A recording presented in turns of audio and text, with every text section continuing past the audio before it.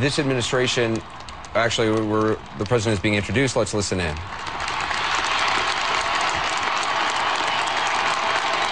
Thank you. Thank you. Thank you, ASU. Thank you very much. Thank you very much.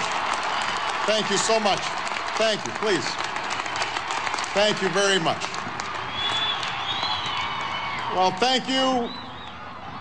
Thank you, President Crow, for that extremely generous introduction, for your inspired leadership as well here at ASU. I want to thank the entire ASU community for the honor of attaching my name to a scholarship program that will help open the doors of higher education to students from every background.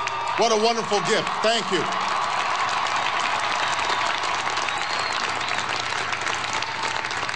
That notion of opening doors of opportunity to everybody, that is the core mission of this school. It's the core mission of my presidency. And I hope this program will serve as a model for universities across this country. So thank you so much.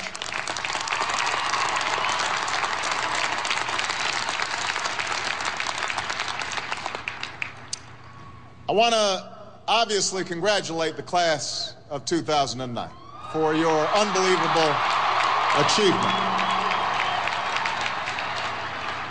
I want to thank the parents, the uncles, the grandpas, the grandmas, cousins, Calabash cousins, everybody who was involved in helping these extraordinary young people arrive at this moment. I also want to apologize to the entire state of Arizona for stealing away your wonderful former governor, Janet Napolitano.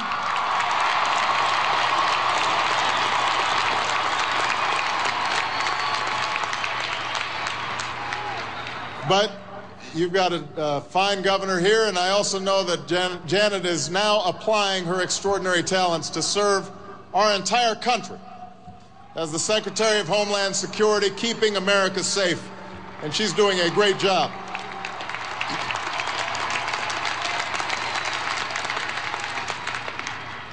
Now, before I begin, I'd just like to clear the air about that little controversy everybody was talking about a few weeks back.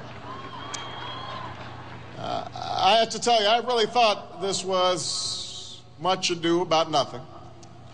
But I do think we all learned an important lesson. I learned never again to pick another team over the Sun Devils in my NCAA brackets. It won't happen again. President Crow and the Board of Regents will soon learn about being audited by the IRS.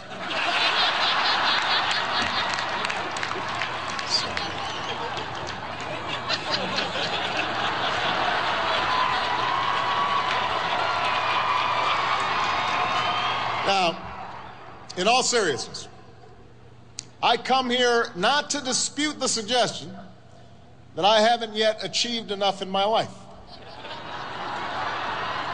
First of all, Michelle concurs with that assessment. She has a long list of things that I have not yet done, waiting for me when I get home. But more than that, I come to embrace the notion that I haven't done enough in my life. I heartily concur. I come to affirm that one's title, even a title like President of the United States, says very little about how well one's life has been led.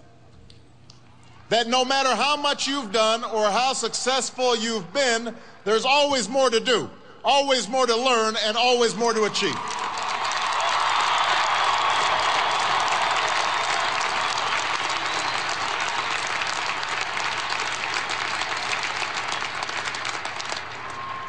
And I want to say to you today, graduates, class of 2009, that despite having achieved a remarkable milestone in your life, despite the fact that you and your families are so rightfully proud, you too cannot rest on your laurels. Not even some of those remarkable young people who were introduced earlier.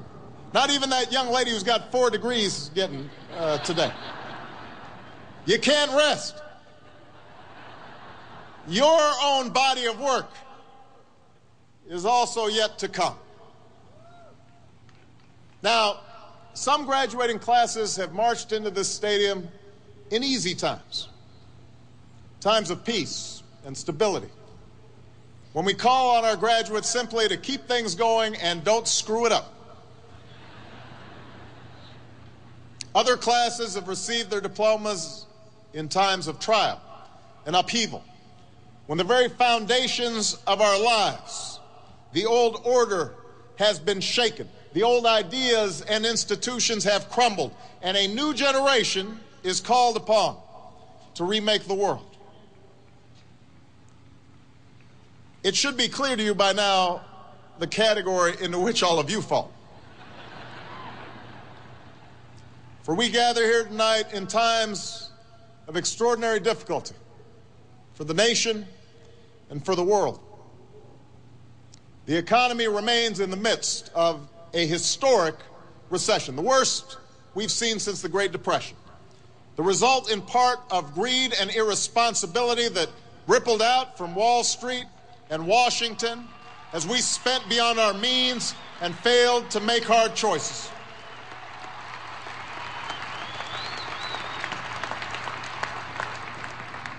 We're engaged in 2 wars and a struggle against terrorism. The threats of climate change, nuclear proliferation, and pandemic defy national boundaries and easy solutions. For many of you, these challenges are also felt in more personal terms. Perhaps you're still looking for a job, or struggling to figure out what career path makes sense in this disrupted economy. Maybe you've got student loans. No, you definitely have student loans.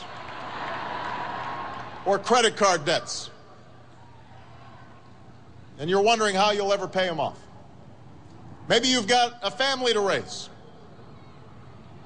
And you're wondering how you'll ensure that your children have the same opportunities you've had to get an education and pursue their dreams.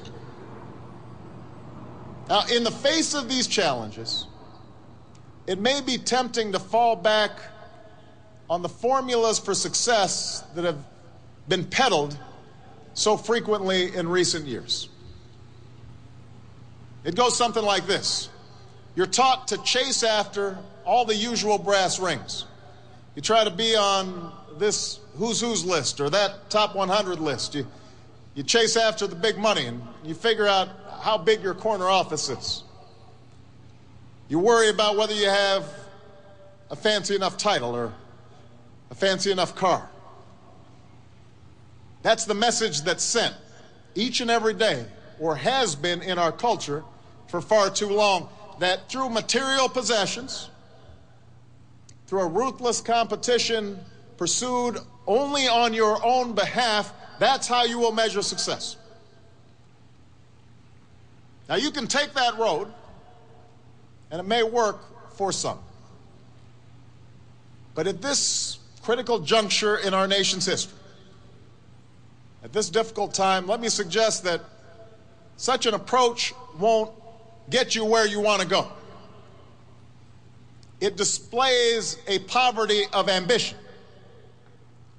That in fact, the elevation of appearance over substance, of celebrity over character, of short-term gains over lasting achievement, is precisely what your generation needs to help end. Now,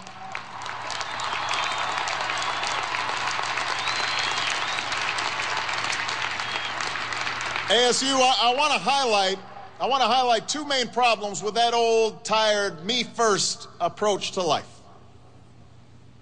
First of all, it distracts you from what's truly important. And it may lead you to compromise your values and your principles and your commitments. Think about it. It's in chasing titles and status, in worrying about the next election, rather than the national interest and the interests of those who you're supposed to represent, that politicians so often lose their ways in Washington. They spend time thinking about polls, but not about principle. It was in pursuit of gaudy short-term profits and the bonuses that came with them that so many folks lost their way on Wall Street, engaging in extraordinary risks with other people's money. In contrast, the leaders we revere, the businesses and institutions that last,